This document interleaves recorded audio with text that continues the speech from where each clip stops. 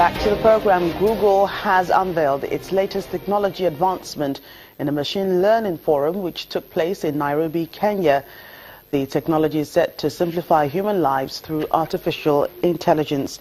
The search engine also revealed how research on the human brain has advanced neuroscience and computer technology in the areas of image recognition, language translation, speech recognition, natural language understanding, and voice search engine. The forum drew attendance from software developers, technology reporters, bloggers and publishers from Kenya and Nigeria who expressed their enthusiasm for artificial intelligence and its impact.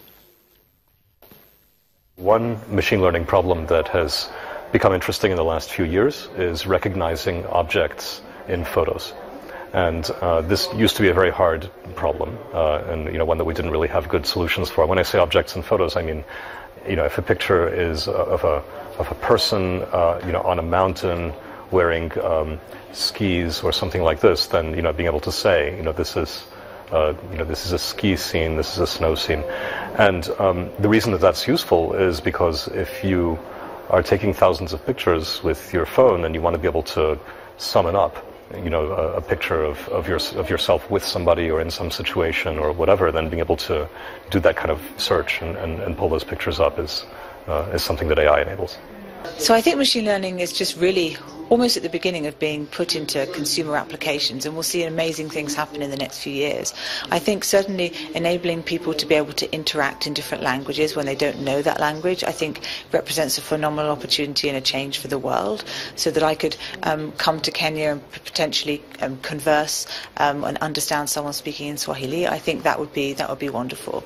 And I also think, helping people to be able to analyze information that they might find in medical and health records, so helping doctors to identify the signs of diabetic retinopathy is a project that Google has worked on.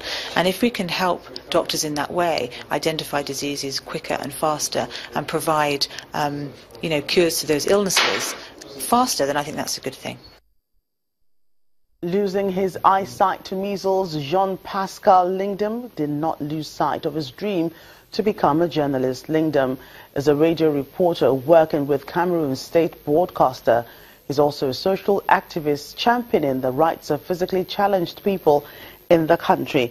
This next report takes a look at his life and how he has been able to focus on his ability to survive.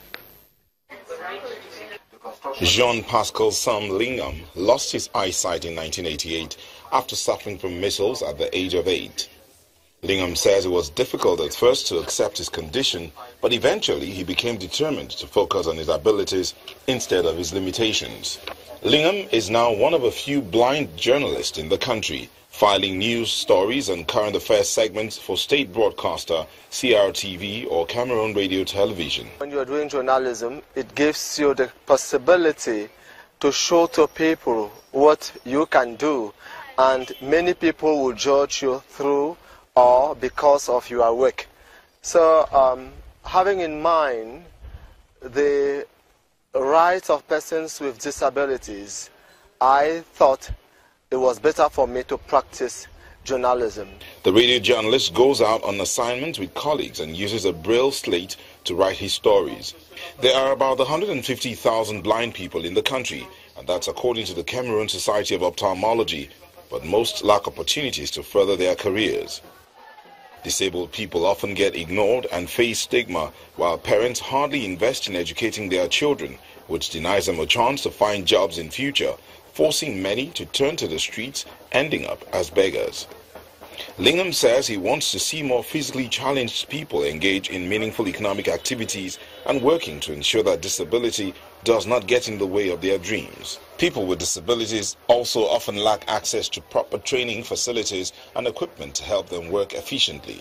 The first is that sometimes when you have to go on coverage and that you're visually impaired, the event might be taking place in a very remote area, and you have to go through the bad roads, you jump up and down. But that one have become used to it.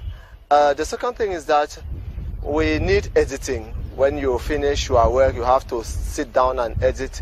And for the moment, the softwares that may help visually impaired easily edit out their feed or their papers.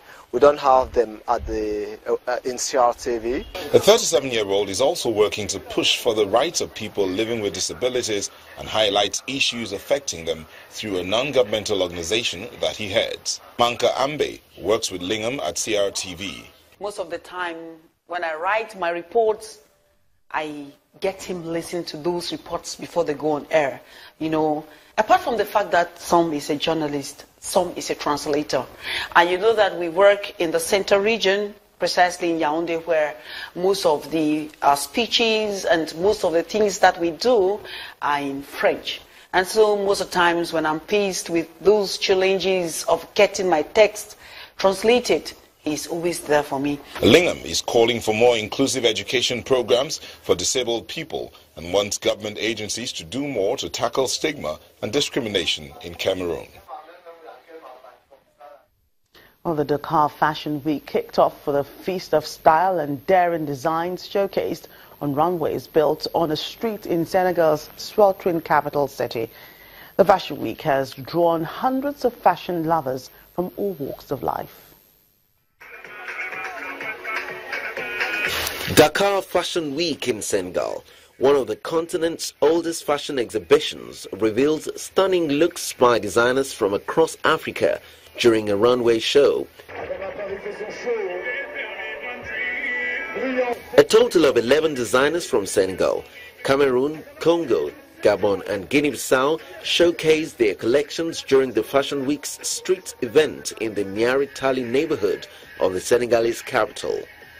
The public show attracted a young crowd of Senegalese who proudly looked on as 5 local designers took turns sending their collections down the catwalk, including Dakar Fashion Week creator Adama Ndiaye, better known by the name of her clothing line, Adama Paris.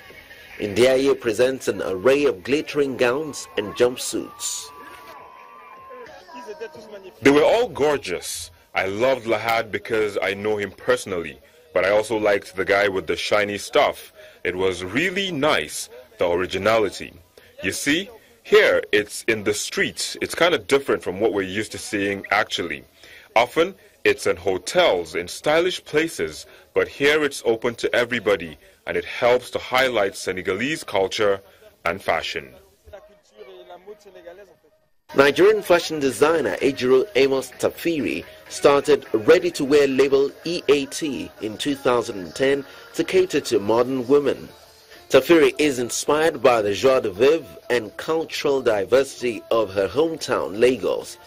Tafiri is inspired by the joie de vivre and cultural diversity of her hometown, Lagos. She developed a love for fashion from her grandmother, who was a tailor growing up. It's in progress. It's still going to be a bit different when you see it on the runway eventually. So it's in the collection as a whole is inspired by underwater creatures and things. So I'm playing with a very soft palette of sea-like colors. You have peach in there, you have lavender, you have soft blues, just really nice soft colors all blended together. But then I'm using fabrics that, you know, hand-dyed, either it's hand-dyed or it's hand-woven, just stuff I've tried to build up myself, and then we have different elements of fabrics in there. Just a really nice matchup, and I hope that you enjoy. Look forward to showing it to you as a collection and telling the story fully. I don't want to reveal too much right now, so see you on the runway. Senegalese designer Lahad Gueye, who is taking part for the 3rd time, closed out the night with a black and gold collection of evening gowns from his Algueya label. That's Network Africa. Thank you for watching. I'm Jacka Rogers.